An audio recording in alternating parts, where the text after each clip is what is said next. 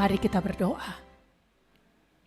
Ya Tuhan, hanya Engkaulah yang bisa membuka mata kami, melihat anugerah-Mu yang besar. Hanya Engkau yang bisa menolong kami, sungguh-sungguh melihat kasih-Mu yang besar itu.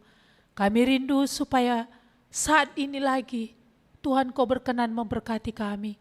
Berbicaralah Engkau lagi bagi kami, sehingga firman-Mu yang kami akan baca dan dengarkan, benar-benar ya Tuhan, akan masuk dalam hati kami, membaharui hidup kami, dan menolong komitmen kami, sehingga ada komitmen yang baru untuk melakukan apa yang Tuhan inginkan.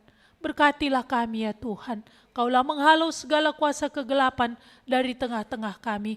Hamba-Mu yang hina, yang terbatas ini, juga menyerahkan diri kepada Engkau, supaya kuasa Roh-Mu yang kudus lah kiranya akan bekerja di dalam dia untuk apa yang Tuhan mau capai. Di dalam nama Tuhan Yesus kami berdoa dan bersyukur. Amin. Ya, silakan duduk kembali. Ya.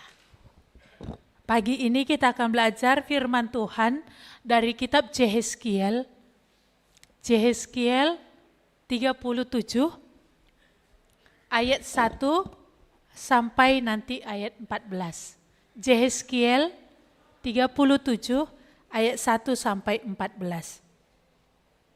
Saya akan membacakannya untuk kita semua. Lalu kekuasaan Tuhan meliputi aku, dan ia membawa aku keluar dengan perantaraan Roh-Nya, dan mendapatkan aku di tengah-tengah lembah, dan lembah ini penuh dengan tulang-tulang. Ia membawa aku melihat tulang-tulang itu berkeliling-keliling, dan sungguh amat banyak bertaburan di lembah itu. Lihat, tulang-tulang itu amat kering. Lalu ia berfirman kepadaku, "Hai anak manusia, dapatkah tulang-tulang ini dihidupkan kembali?" Aku menjawab, "Ya Tuhan Allah, Engkaulah yang mengetahui." Lalu firman-Nya kepadaku, "Bernubuatlah mengenai tulang-tulang ini dan katakan kepadanya, hai tulang-tulang yang kering, dengarlah firman Tuhan. Beginilah firman Tuhan Allah, kepada tulang-tulang ini aku memberi napas hidup ke dalammu supaya kamu hidup kembali. Aku akan memberi urat-urat padamu dan menumbuhkan daging padamu. Aku akan menutupi kamu dengan kulit dan memberikan kamu napas hidup, supaya kamu hidup kembali, dan kamu akan mengetahui bahwa akulah Tuhan." Lalu aku bernubuat seperti yang diperintahkan kepadaku, dan segera sesudah aku bernubuat, kedengaranlah suara, sungguh suatu suara berderak-derak, dan tulang-tulang itu bertemu satu sama lain. Sedang aku mengamat-ngamatinya, lihat, urat-urat ada dan daging tumbuh padanya. Kemudian kulit menutupinya, tetapi mereka belum bernapas. Maka firman-Nya kepadaku, "Bernubuatlah kepada napas hidup itu.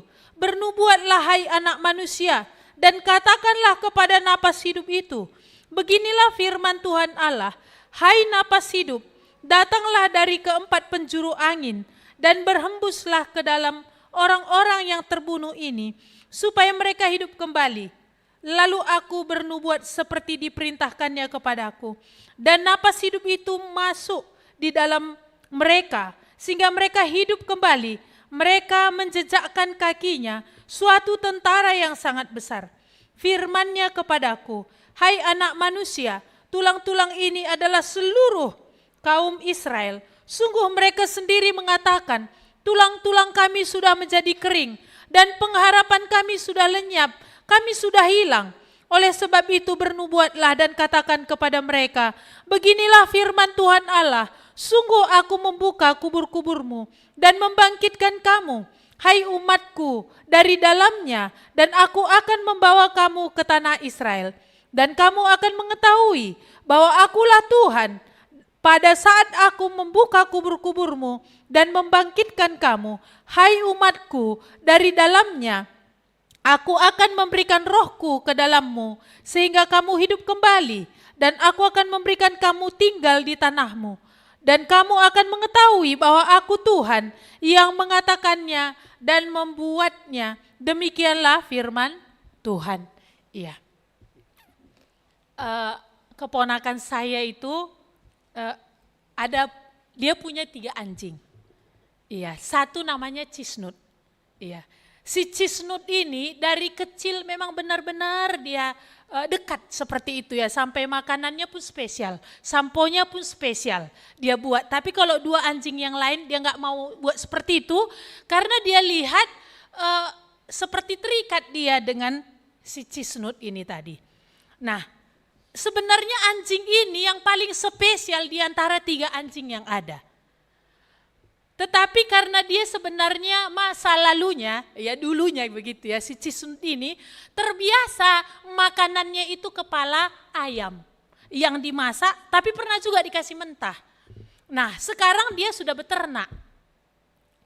Awal-awal dia beternak, dia bermain-main dengan ayam ini, si cisnut ini. Tetapi satu kali nggak tahu sebabnya seperti apa, dari mana mulai. Oh, dia bilang ada biawak yang makan satu ternak ini, ada sisanya. Lalu dimakan oleh cisnut ini.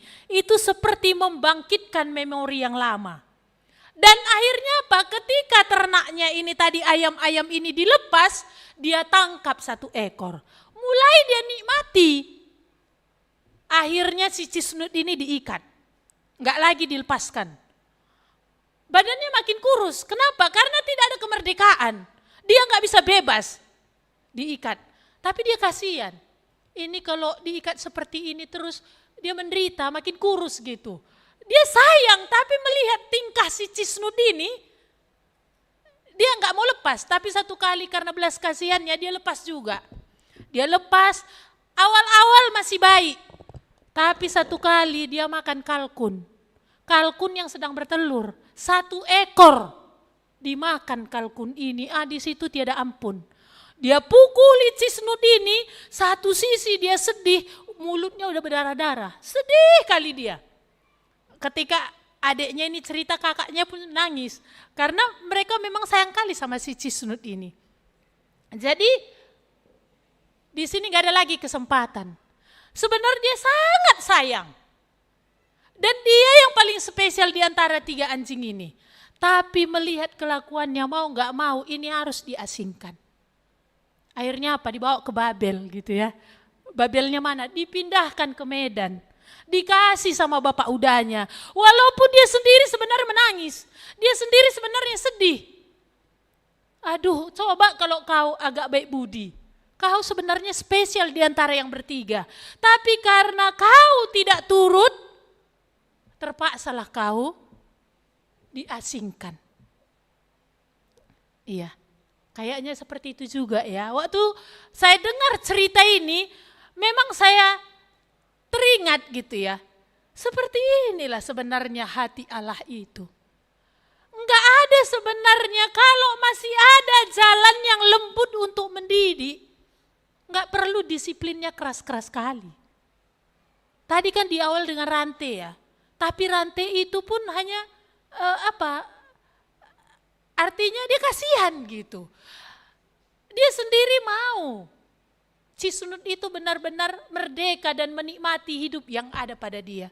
Tetapi apa bandel? Ya di sini juga kita melihat ya. Israel ini posisinya ada di Babel. Udah dibuang.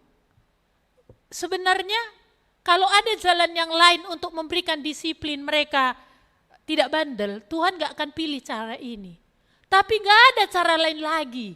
Selain dibuang, di dalam pembuangan itu pun ada hati Tuhan marah, ada hati Tuhan sedih. Tetapi tetap juga tidak hilang kasih. Dari mana kita lihat? Dia membangkitkan Yehezkiel menjadi nabi di Babel. Tetap ada firman Tuhan berbicara, menunjukkan bahwa apa? Kasih Tuhan itu tetap ada atas Israel yang waktu itu sedang dididik. Iya. Di sini tadi kita melihat apa Tuhan katakan kepada Yehezkiel. Lalu kekuasaan Tuhan meliputi aku dan membawa aku keluar dengan perantaraan rohnya dan menempatkan aku di tengah-tengah lembah, dan lembah itu penuh dengan tulang-tulang yang sangat kering. Iya, Tuhan bawa Yehezkiel ke lembah itu.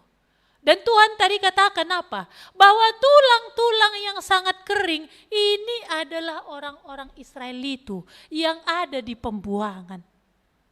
Mereka bagaimana? Sudah kehilangan harapan, sudah putus asa. Maka mereka berkata, kami sudah terhilang. Sini udah sadar ya, kalau masih kemarin di Yerusalem, berkali-kali nabi pun bangkit. Tapi sebelum mereka ada di pembuangan dan ketika ibadah mereka masih berjalan, gak masuk. Kenapa? Karena ibadah mereka masih berjalan, mereka tetap berpikir kami masih baik-baik saja. Walaupun berkali-kali Tuhan ingatkan gak masuk. Tapi begitu mereka dibuang dan lama dalam penderitaan. Nah di sini sudah apa? Udah dikatakan tadi, sudah menjadi kering. Dan kehilangan harapan. Dan dikatakan tadi apa? Kami sudah hilang. Dan di dalam mereka merasa dirinya hilang, mereka seperti tidak lagi dipedulikan Tuhan. Enggak laginya Tuhan itu mau sama kami. Iya. Maka di sini tadi dikatakan ya, hai anak manusia, tulang-tulang ini adalah seluruh kaum Israel. Iya. Kalau kita melihat di sini tadi ya, ketika mereka, itu bisa kita melihat, mari kita coba baca dari Yehezkiel 2 ayat 3. Bagaimana rupanya sikap Israel ini, sikap Yehuda dan orang-orang Israel ini, ketika mereka masih ada di Yerusalem, dengan berkat yang banyak Tuhan berikan. Kita melihat Yehezkiel 2 ayat 3. Firman-Nya kepadaku, hai anak manusia, aku mengutus engkau kepada orang Israel, kepada bangsa pemberontak yang telah memberontak melawan aku. Mereka dan nenek moyang mereka telah menundurhaka terhadap aku sampai hari ini. Kepada keturunan inilah yang keras kepala dan tegar hati, aku mengutus engkau, dan harus kau katakan kepada mereka, beginilah firman Tuhan Allah. Dan baik mereka mendengar atau tidak, sebab mereka adalah kaum pemberontak. Mereka akan mengetahui bahwa seorang nabi ada di tengah-tengah mereka. Dan engkau, anak manusia, janganlah takut melihat mereka maupun mendengarkan kata-katanya. Biarpun engkau di tengah-tengah onak dan duri, engkau tinggal di dekat kalajengking, janganlah takut mendengar kata-kata mereka, dan janganlah gentar melihat mukanya, sebab mereka adalah kaum pemberontak. Inilah Israel. Iya. Mereka terus melawan Tuhan, mereka terus memberontak, mereka terus mendurhaka, mereka terus mengeraskan kepala. Sampai akhirnya kita melihat tidak ada cara lain Tuhan membuat mereka terbuang. Iya. Karena di dalam berkat-berkat yang Tuhan beri, di dalam keamanan dan perlindungan yang Tuhan beri, mereka gak peduli Tuhan. Iya. Mereka semua masih baik-baik saja. Tetapi di sini tadi kita melihat dosa itu ya, pemberontakan kepada Tuhan itu mendatangkan kekeringan. Perlawanan kepada Tuhan itu mendatangkan tekanan. Perlawanan kepada Tuhan itu tadi kita melihat mereka tidak ada lagi pengharapan. Kalau orang tidak punya pengharapan di dalam hal makan dan minum, apa yang dia lakukan? Mengandalkan kekuatan. Lalu ketika kekuatannya sudah hilang, artinya kekuatannya tidak menghasilkan, sudah pun dia berjuang, tapi ternyata hasil diharapkan begitu saja, baru muncul keputusasaan. Baru akan muncul kekecewaan. Tetapi kita melihat tadi ya, betapa baiknya Tuhan ini. Ini adalah hati Allah itu sendiri. Maka dia bawa Yehezkiel itu ke lembah itu, dan dia bawa berkeliling-keliling, dan dia katakan, lihat. Apakah Yehezkiel hanya Tuhan mau sekedar melihat-lihat? Enggak. Kau lihat keadaan mereka ini. Mereka sekarang udah kering. Mereka sekarang udah putus asa. Mereka sekarang gak ada lagi harapan. Tapi di dalam hal itu Tuhan menjanjikan sebuah anugerah. Maka tema kita hari ini adalah anugerah Allah memulihkan. Ya. Maka kita lihat tadi di sini ya. Bagaimana kasih Allah yang besar itu nampak dengan dia membawa Yehezkiel ini ke lembah-lembah itu tadi. Dan dia bertanya, dapatkah tulang-tulang ini hidup kembali? Yehezkiel bilang, bukan dia bilang, enggak dapat Tuhan, ataupun enggak tahu Tuhan, tapi dia bilang apa? Engkau tahu itu, karena Yehezkiel tahu Allah itu maha kuasa, apa yang dia mau itu pasti terlaksana, itu tergantung maunya Tuhan. Maunya Tuhan apa? Jadi engkau tahu itu. Maka di sini tadi Tuhan katakan kepada Yehezkiel, bernubuatlah kepada tulang-tulang ini. Katakanlah supaya dia hidup. Berarti sekalipun Israel ini bandel, sekalipun keadaan mereka sudah seperti ini terpuruknya, tidak berhenti sebenarnya Tuhan mau untuk memberikan kebaikan dalam hidup mereka. Jadi anugerah Tuhan itu melampaui sebenarnya dari kejahatan yang mereka sudah kerjakan. Maka kalau kita lihat di dalam Roma 5 itu ya, bagaimana dosa itu sudah merajai. Oleh satu pribadi, dosa itu sudah menjalar dan kematian itu menguasai semua orang. Tetapi lewat satu pribadi, yaitu anugerah Tuhan di dalam Kristus, keselamatan itu juga diberikan bagi semua orang. Dikatakan bahwa anugerah Allah ini melampaui dosa dan kejahatan yang manusia kerjakan. Karena di mana dosa semakin banyak, di situ anugerah Allah berlimpah-limpah. Maka kita lihat tadi di sini ya, anugerah Allah tadi ada untuk Israel. Maka dikatakan Tuhan kepada Yehezkiel ini tadi, bernubuatlah. Firman Tuhan tadilah yang bisa menghidupkan. Firman Tuhan tadilah yang bisa membangkitkan. Firman Tuhan tadilah yang bisa membuat sendi-sendi kehidupan itu kembali bisa digerakkan. Ya, kita mengingat anak yang hilang ya. Ketika dia memilih untuk keluar dari Bapa. Ketika dia memilih untuk mengatur dirinya. Memilih untuk jauh dari bapaknya. Karena dia berpikir, aku tahu apa yang ku mau. Aku bisa apa yang menyenangkan hatiku. Tentu itu kan begitu ya, bukan dia cari mati waktu dia mau keluar dari bapaknya. Tapi berpikir, aku tahu apa yang baik untukku. Aku tahu apa yang menyenangkan bagiku. Bapakku ini kolot, gak tahu dia kenikmatan orang muda. Gak tahu dia selera orang muda. Ya udah, bagus aku yang keluar. Kan kira-kira gitu anak bungsu itu ya. Ketika dia memilih menjauhi bapaknya, apa yang terjadi? Perlahan-lahan apa yang ada padanya semakin menipis, perlahan-lahan tapi pasti dia kepada penderitaan, perlahan-lahan tapi pasti hidupnya semakin sulit, bahkan berakhir kepada apa? Kandang babi. Apa yang bisa kita lihat di sini tadi? Jauh dari Tuhan bukan jalan yang baik. Jauh dari Tuhan yang ada hanya kering. Jauh dari Tuhan yang ada hanya apa? Tidak ada pengharapan. Kalau nggak ada pengharapan di sana apa? Yang akan lahir ujungnya putus asa. Kalau udah putus asa ujungnya apa? Iya. Kematian kan begitu ya.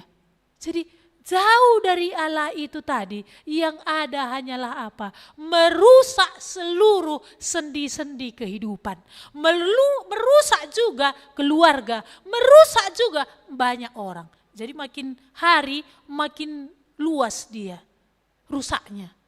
Makin hari makin melebar dia rusaknya. Apa awalnya? Karena jauh dari Tuhan. Iya. Kalau kita melihat ya, baik anak bungsu ketika memilih dia jauh dari bapaknya, hidupnya semakin kering. Baik juga mungkin orang yang belum ada hubungan dengan Bapa, ini juga pasti kering hidupnya. Ini juga pasti tertekan hidupnya. Ini juga pasti hampa hidupnya. Ya jadi semuanya itu apa? Enggak salah kalau lagu itu berkata, hidup ini panggung sandiwara. Kenapa lahir lagu itu? Karena itulah realita hidup manusia. Semua hanya panggung sandiwara. Sosial media itu menjadi ajang panggung sandiwara. Apa yang ditampilkan seringkali berbalik dengan kenyataan. Ya kan ya, foto dengan suami berdua gitu kan, senyum manis gitu kan. Padahal apa? Udah dingin satu dengan yang lain. Tapi ketika dipost keluar kayak mana? Bahwa kelihatan harmonis. Nah, ini kan panggung sandiwara. Ketika ditampilkan dengan anak-anak kelihatannya akur. Tapi kenyataannya gimana? Mana ada jarang-jarang ya, walaupun hari ini banyak ya. Di posting juga bermacam-macam status yang ada, sedih, galau, ada. Tapi kebanyakan yang seperti apa? Kalau di sini tadi kita melihat apa Tuhan katakan kepada Yehezkiel, bernubuatlah. Hanya firman Tuhan itulah yang memberikan hidup. Maka selama jauh dari Tuhan, jauh dari firman-Nya, bagaimana? Kalau memang uang memberikan hati kita bersuka cita, ya kalau memang uang ya adalah jawaban hati ini bersuka cita, enggak ada stres dalam diri orang kaya. Tapi Pak tanya bagaimana? Iya. Kan tidak demikian. Iya. Dunia ini hanya selalu mengatakan, aku bisa memuaskan kamu. Tapi pada kenyataannya kayak mana? Gak bisa. Kalau seorang laki-laki berkata, aku bisa mengasihimu dengan kasih yang tulus. Iya, niatnya tulus. Tapi pada kenyataannya bagaimana? Makanya ada seorang bilang gini sama saya, memang ya laki-laki ini, kalau mau mengambil hati, maksudnya waktu pacaran, segala jurus dia keluarkan. Tapi begitu teng hari pernikahan, masuk bulan yang kedua, sudah keluar semuanya katanya. Kalau untuk mencapai apa yang dia mau, segala jurus dia keluarkan. Itu manusia. Tapi bukan demikian dengan Allah. Kalau yang di sini enggak gitu dulu ya bapak-bapak kami. Ini di luar kali ya, yang di sini enggak gitu kan. Kalau untuk mendapatkan hati wanita tadi, jurus apapun dibuat, begitu 2 bulan pernikahan, udah keluar semua. Rupanya apa? Malas. Dulu nggak nampak. Karena tiap datang rapi, harum. Rupanya gosok gigi pun malas. Bangun pagi pun lama. Gitu. Sebaliknya juga mungkin wanita begitu ya. Karena apa? Tiap ketemu wangi. Tiap ketemu rapi. Rupanya. Waduh. Berselemak semua. Jadi ini sandiwara. Tetapi apa kita lihat tadi di sini? Hanya firman Tuhan menghidupkan. Firman Tuhan itu memperbaiki sendi-sendi yang rusak. Ini tadi kalau udah kering ya. Kalau tulang itu kering, berarti ini sudah lama situasi ini. Sudah sangat lama. Karena tulang itu menjadi kering lama. Kan harus dagingnya dulu dicopoti sama binatang. Lalu berapa lama itu nanti diterpa sama sinar matahari. Sehingga memang benar-benar kering. Tapi kita melihat firman Tuhanlah yang bisa memberikan kehidupan. Firman Tuhanlah yang memperbaiki. Firman Tuhanlah yang bisa mengembalikan. Ya, jadi kalau sudah merasa kering, sudah sudah galau, sudah tidak punya harapan, sudah stres, gak ada cara lain. Apa caranya? Hanya satu. Hanya kembali kepada Tuhan. Gak ada cara lain. Makin lari, makin kering. Makin menjauh, makin kering. Makin berjuang dengan kekuatan sendiri, makin apa yang ada? Makin kering, makin kering. Maka ini tadi Tuhan katakan, bernubuatlah anak manusia. Jadi kalau kita lihat di sini ya, Tuhan sendiri menginginkan kita benar-benar dalam semua bagian hidup kita ini boleh baik. Benar-benar sendi-sendi keluarga kita ini semua boleh baik. Benar-benar dia mau memberikan hidup. Benar-benar dia mau memberikan keadaan yang baik. Inilah Allah kita tadi.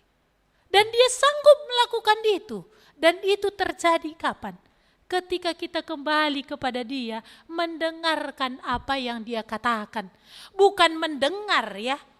Berbeda mendengar dan mendengarkan. Kalau mendengar mungkin banyak. Tapi mendengarkan berapa orang? Mendengarkan berarti tidak cukup ketika didengar, tapi mendengarkan ada komitmen untuk melakukan. Iya, kita di sini semua mendengar. Tapi apakah kita semua di sini mendengarkan? Iya. Maka kita melihat tadi ya, kok bisa gitu, kalau tadi Pak Bangun bahas ya. Kok bisa ahli-ahli Taurat itu sampai sedemikian hatinya mau membunuh Yesus? Jadi ketika hati ini semakin berpaling, tindakan ini makin jahat. Makin berpaling makin jahat. Makin berpaling makin jahat. Ya. Tetapi di sini tadi Tuhan katakan, bernubuatlah anak manusia. Ini juga yang ada di sekitar kita. Tuhan menempatkan tiap-tiap orang percaya di dalam lembah-lembah kehidupan manusia untuk bisa melihat tulang-tulang yang kering itu juga. Karena siapapun manusia, kalau bukan dia memiliki persekutuan dengan Allah, kalau bukan dia bersama dengan Allah, kalau bukan hidupnya di dalam firman Allah, semua kering kok. Semua putus asanya. Semuanya gak ada harapannya mereka. Semua itu gak adanya itu sukacita itu. Tertekannya. Karena Tuhan udah katakan, ada lagi rupanya. Kebenaran selain firman Tuhan. Kalau Tuhan sudah katakan demikian, maka itulah yang jadi. Maka Tuhan mau keberadaan orang percaya yang Tuhan tempatkan di dalam lembah kehidupan manusia ini adalah apa? Bernubuat. Yaitu apa? Memberitakan firman. Tidak ada jawaban yang bisa memberikan pemulihan atas hidup manusia. Tidak ada jawaban pemulihan atas seluruh sendi-sendi manusia. Kecuali apa? Pemberitaan firman Tuhan. Gak ada yang lain. Jadi kalau untuk anak Anda pun, jangankan berpikir kalau cukup kebutuhan hidupnya, kuberikan. Tapi kalau kamu tidak memberitakan firman Tuhan, makin hari dia makin kering. Makin hari makin gak ada harapan. Sehingga muncul tindakan-tindakan dengan kekuatannya sendiri. Jadi apa yang perlu untuk anak-anak kita? Firman ini. Ini memberikan hidup. Ini yang akan memperbaiki sendi kehidupannya. Ini yang akan membaharui dia. Ini yang akan menghidupkan dia.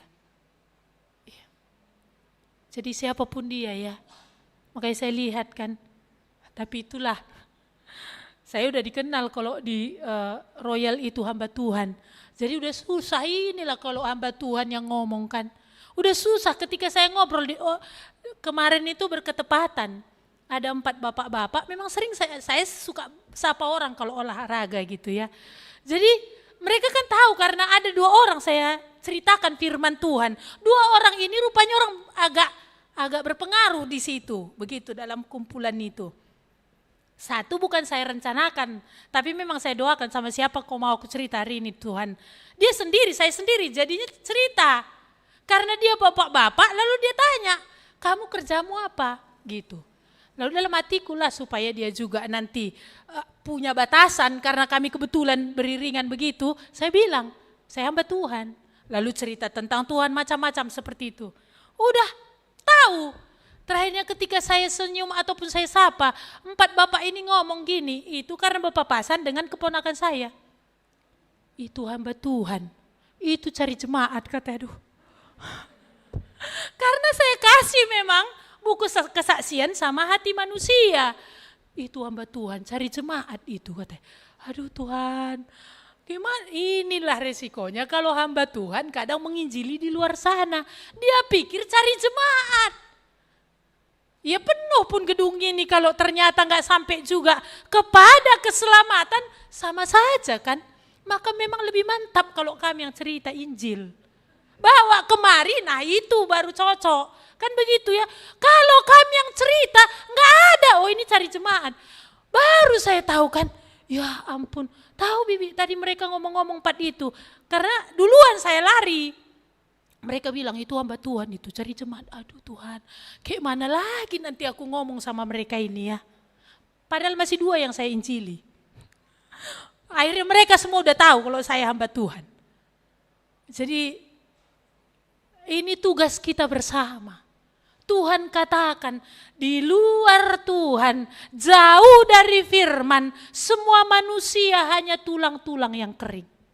Yang tidak ada kehidupan, yang tidak ada pengharapan. Mau sebanyak apapun uangnya itu gak usah cerita. Mau seaman apapun hidup rumah tangganya kelihatan, gak usah cerita. Firman Tuhan sudah menjawab. Lalu apa yang menjadi jawaban atas hidup mereka? Firman Tuhan. Dan Tuhan katakan bernubuat. Bernubuat itu bukan seperti yang dipahami hari ini ya. Kayak mana? 2 hari lagi akan terjadi seperti ini padamu. Atau seminggu lagi berkat nomblok datang padamu. Bukan itu maksudnya nubuat di sini. Bernubuat menyampaikan firman Tuhan. Iya. Kalau dulu ibu pernah bilang, kalau hamba Tuhan cerita orang langsung bikin gap. Saya juga makin menyadari seperti itu. Kalau saya yang cerita orang langsung bikin gap. Karena image-nya langsung itu. Cari domba. Apanya domba yang dicari? Orang masih kambing kok. Kan gitu ya. Tapi siapa yang sadar kalau dia kambing? Pada umumnya merasa kalau sudah datang ke bait Allah untuk sudah beribadah, aku ini domba. Walaupun isinya kambing gitu ya kan. Nado terus. Melawan terus. Jadi kita lihat tadi di sini Tuhan katakan, selama orang masih melawan Tuhan, membelakangi Tuhan, firman itu cuma didengar, tapi bukan didengarkan kering. Iya. Bagaimana dengan kita yang di sini ya? Kita nggak kering. Gimana? Pengharapan itu kuat dalam hati kita. Maka apa kata Petrus di dalam surat Petrus itu? Bahwa apa? Engkau harusnya berbahagia karena engkau adalah orang-orang yang berpengharapan. Karena engkau sudah dilahirkan kembali di dalam Kristus. Dan engkau memiliki harta surgawi yang tidak akan pernah bisa layu, yang tidak akan pernah bisa tercemar dan gak akan bisa dicuri orang. Jadi orang-orang di dalam Kristus, orang-orang yang benar, dikatakan orang-orang yang berpengharapan. Kenapa? Semenderita apapun dia di dalam hidup ini, dia tahu ini bukan ending. Tetapi sudah ada menanti di sana tempat yang senang, di mana ada di sana Tuhan yang penuh kasih. Maka bukan berarti orang-orang percaya gak ada penderitaan. Tetapi orang percaya sekalipun menderita, tetapi firman Tuhan itu memberikan dia terus kekuatan. Karena apa? Matanya terus tertuju kepada Allah yang kekal itu, harta surgawi yang tidak pudar itu. Tapi kalau dengan Tuhan ini yang sudah bermasalah, apalagi pengharapan? Gak ada. Maka apa yang terjadi? Dipenuhi ketakutan, dikuasai oleh kekhawatiran.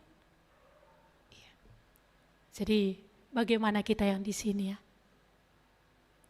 Apakah kita menyadari tiap-tiap orang percaya Tuhan tempatkan di dalam lembah kehidupan manusia ini yang penuh dengan tulang belulang tadi, yang kering. Apakah kita juga sibuk dengan diri kita? Kita juga akhirnya, itu Israel dulu. Ketika Israel masuk ke tanah Kanaan, Tuhan berharap mereka akan memuliakan Tuhan, tapi mereka tidak. Mereka justru menikmati tanah Kanaan itu versinya mereka. Bahkan sampai akhirnya apa? Karena tidak ada hati yang terus-menerus bergantung kepada Tuhan, mulailah daya tarik bangsa-bangsa lain itu ada. Dan ini mulai menarik mereka. Bahkan sampai akhirnya mereka tidak sadari, mereka udah pengen pun seperti bangsa-bangsa lain itu. Malah lebih parahnya lagi, mereka udah pengen penyembahan seperti bangsa-bangsa lain itu. Sehingga masuk berhala itu. Jadi dosa itu kadang-kadang bukan spontan ya. Tapi itu perlahan-lahan tapi pasti. Pergeseran itu sedikit demi sedikit. Itulah dulu. Apakah dengan berkat keselamatan, dengan anugerah yang sudah Tuhan beri, makin di sini kita fokus, makin di sini kita hari lepas hari menghormati Tuhan? Ataukah akhirnya udah mulai bergeser? Mulai dari tadinya memuliakan Tuhan, akhirnya bergeser kemuliaan diri. Sedikit demi sedikit kemuliaan diri, mulai masuk yang lain. Sampai akhirnya gak ada peduli lagi. Ya aku pun susah, ngapain lagi cerita. Gak ada lagi, udah dingin, hambar. Gak ada cerita lagi. Iya. Kalau gak ada lagi cerita tentang Tuhan dalam hati kita untuk orang lain, itu menandakan apa itu? Itu sudah sinyal juga ya. Bahwa apa? Ini dingin. Kalau gak ada lagi hati kita pun melihat orang lain, kasihan kali dia seperti itu ya. Ini udah mulai.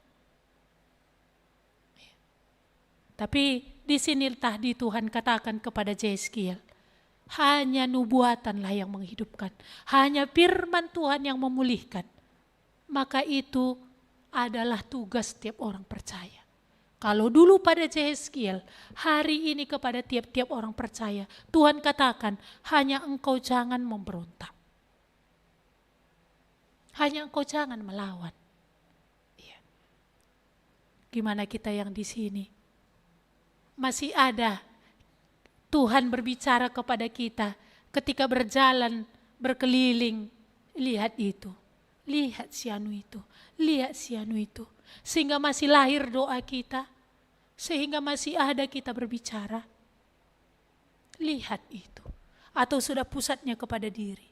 Anakku, suamiku, pekerjaanku, keluargaku, semua sudah diri.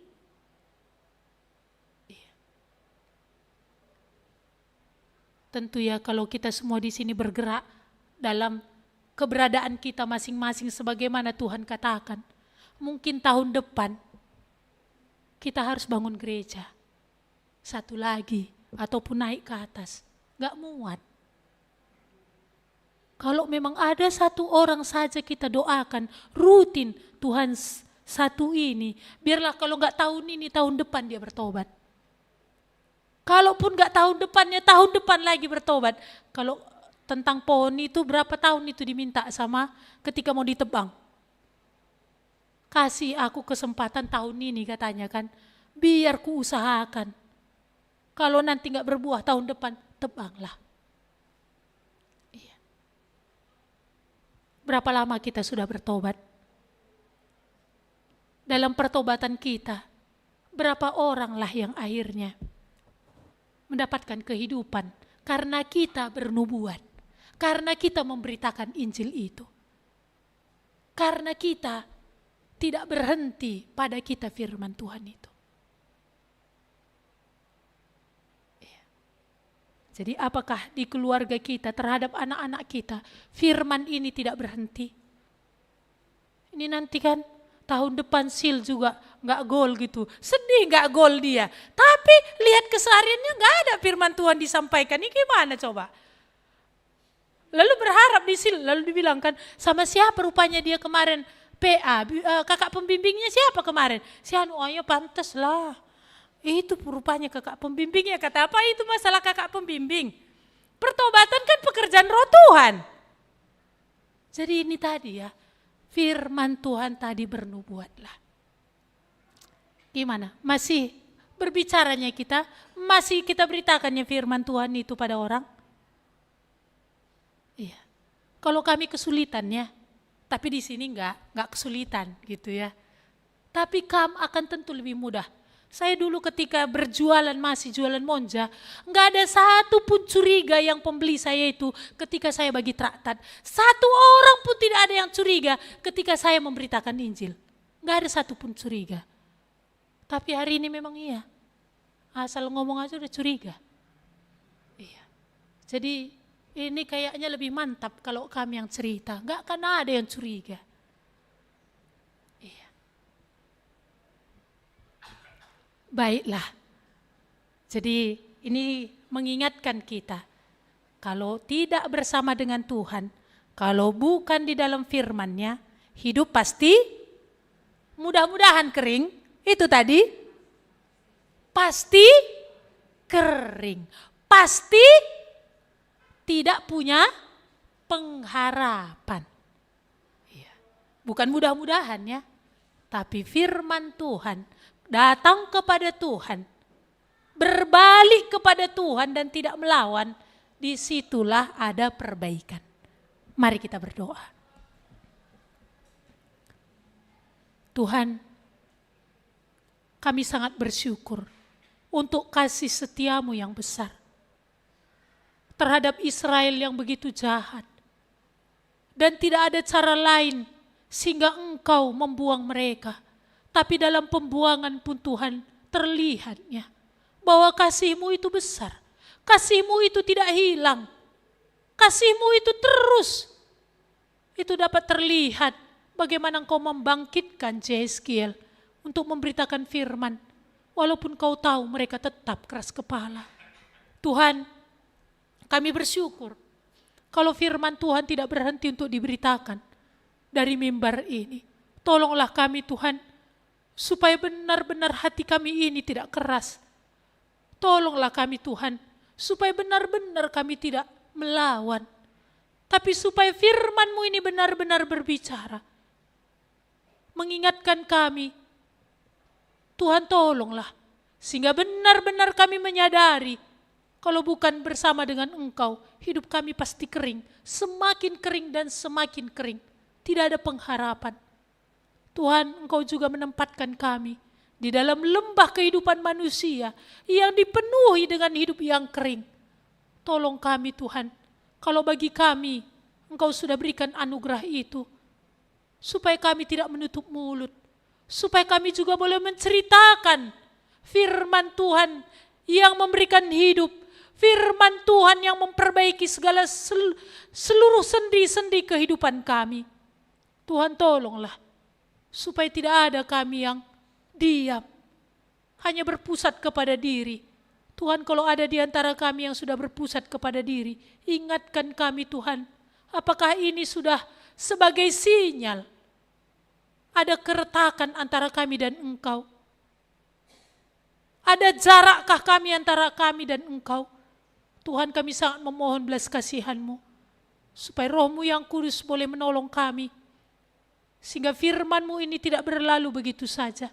Biarlah akan lahir komitmen kami untuk benar-benar melakukan apa yang boleh Tuhan katakan. Berilah kami hati berbelas kasihan ketika melihat orang-orang sekeliling kami Tuhan, yang hidup tanpa pengharapan, yang hidup hancur, pribadinya hancur, rumah tangganya hancur, supaya kami boleh memberitakan Injil itu bagi mereka. Terima kasih Tuhan. Kami sungguh bersyukur kepadamu, dan kami menyerahkan diri kami sepanjang minggu ini. Tuhan, karuniakanlah kepada siapa Engkau mau kami boleh menceritakan Injil itu. Ini doa kami kepadamu, dan pimpinlah kami sepanjang minggu ini untuk berjalan di jalan-Mu Tuhan. Tolonglah kami. Terima kasih Bapa. Terpujilah Engkau Allah kami yang hidup. Di dalam nama Yesus Kristus kami berdoa dan mengucap syukur. Kepada Allah beri puji.